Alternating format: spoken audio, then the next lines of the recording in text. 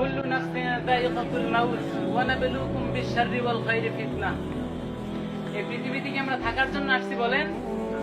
সবাই এক আওয়াজে বলবেন, আমরা কি থাকার জন্য আসছি? আরো জোরে বলেন, থাকার জন্য আসছি।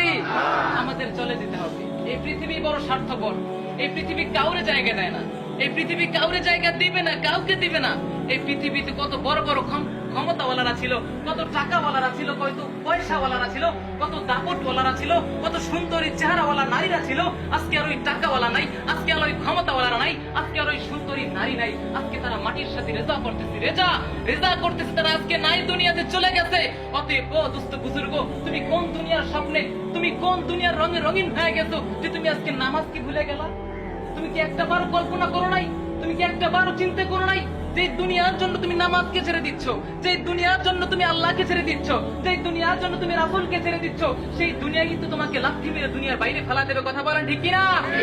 ও মুসলমান, ও দোস্ত বুজুর্গ আমার, এই দুনিয়া থেকে আমাদের বিদায় নেওয়া লাগবে। অতএব আমাদের আমল করা লাগবে কি লাগবে না? কথা বলেন, লাগবে কি লাগবে না?